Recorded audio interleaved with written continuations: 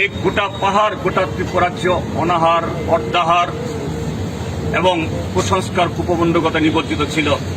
তারাই আজকে তিনি কেন এই গরিব কৃষক, গরিব জমিয়া তাদের এই কাতর প্রার্থনা শুনবেন?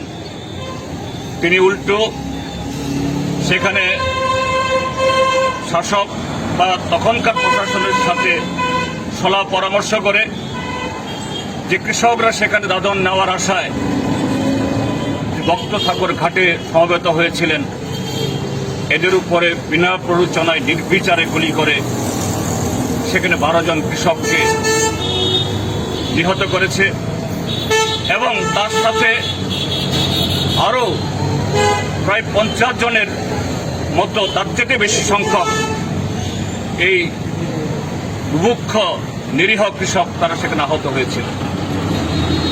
আপনারা শহীদের তালিকা দেখছেন।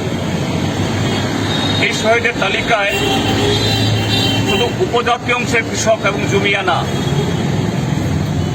সেখানে 2 জন সংখ্যালঘু কৃষক, একজনের নাম শামসু মিয়া আর একজন গাছি মিয়া। গাবদের সে ঘটনা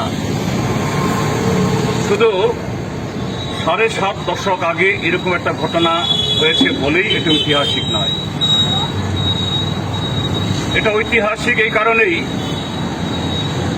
আজ থেকে 7.5 দশক আগে সে রাজতন্ত্রের সময়েতে ত্রিপুরাজ্যে মানুষের জীবন জীবিকা, সমাজ জীবন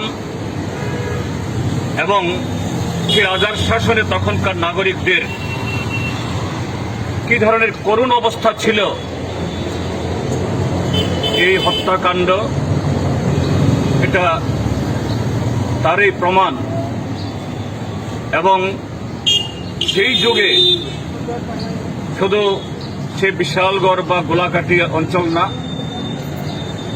সারা ত্রিপুরাজ্যের মধ্যেই একদিকে ছিল সামন্ত শাসকদের প্রজাদের প্রতি, কৃষক এবং দোবেয়াদের প্রতি নির্মম শোষণ, তিতুন প্রথা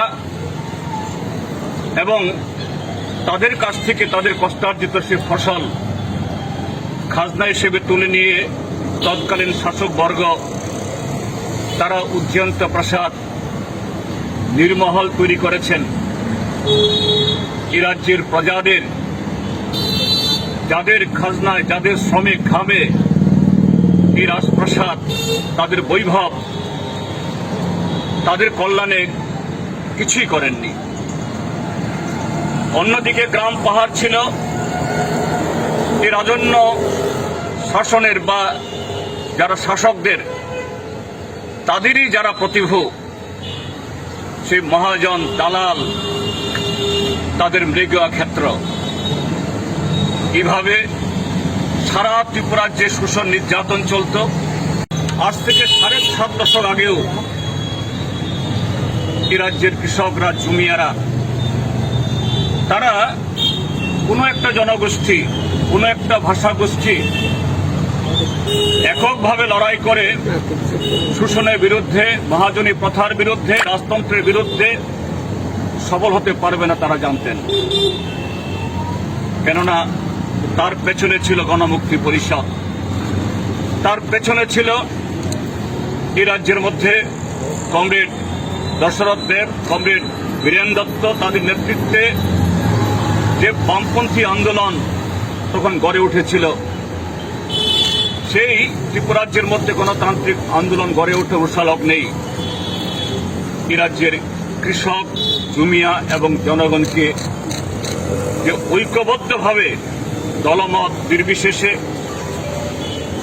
ধর্ম বর্ণ নির্বিশেষে লড়াই করলেই শোষকের বিরুদ্ধে বিজয়ী হতে পারবে, সে বীজ বপন করেছিলেন।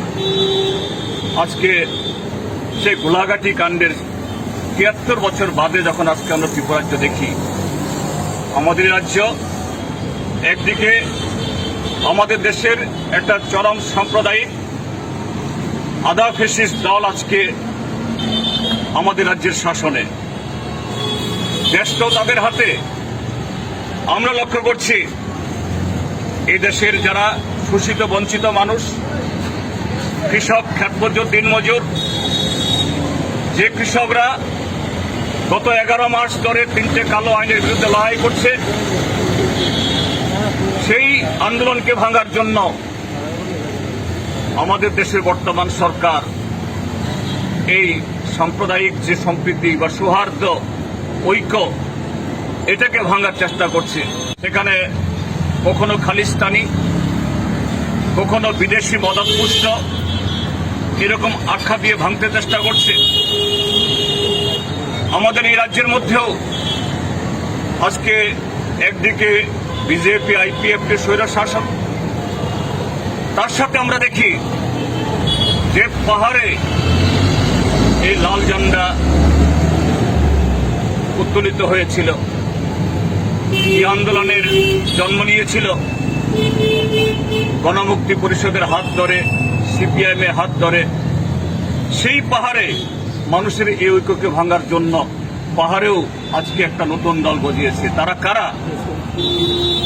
সেই ৭৩ বছর আগে ভক্ত ঠাকুর ঘাটে যার নামকরণ হয়েছে আজকে গোলাঘাটি, সেই ঘটনাকে কেন্দ্র করে তার পেছনে যারা ক্রীড়ক ছিলেন, যাদের কারণে সেদিন এই গোটা পাহাড়, গোটা ত্রিপুরাজ্য অনাহার, অর্ধাহার এবং কুসংস্কার, কুপমণ্ডকতা নিবজ্জিত ছিল, তারাই আজকে নানা বিচ্ছিন্নতাবাদী এবং বিভাজনকারী স্লোগানে তারা আজকে এই রাজ্যের মানুষকে ভাগ করার চেষ্টা করছে।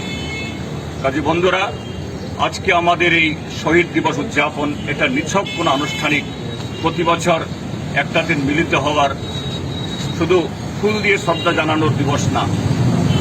এই দিবস আমাদেরকে মনে করিয়ে দেয়, এই দিবস আমাদেরকে আগামী দিন এই যে নতুন করে নতুন যে আঙ্গিকে, নতুন স্লোগানের মোড়কে, মানুষের ঐক্যকে ভাঙার জন্য আবার সেই মহাজনের শোষণ এটাকে ত্রিপুরাজ্যের মধ্যে টেনে নিয়ে আসার জন্য যারা আজকে চক্রান্ত করছে, নানাভাবে নতুন কায়দায়, নতুন আঙ্গিকে তাদের বিরুদ্ধে ঐক্যবদ্ধ সংগ্রাম করে এই রাজ্যে পুনরায় এবং নতুন করে যে মহাজনী ব্যবস্থা, শোষণ ব্যবস্থা যে কায়েম হয়েছে, এ থেকে ত্রিপুরাকে মুক্ত করার শপথ নিয়ে আজকে আমরা মিলিত হয়েছি।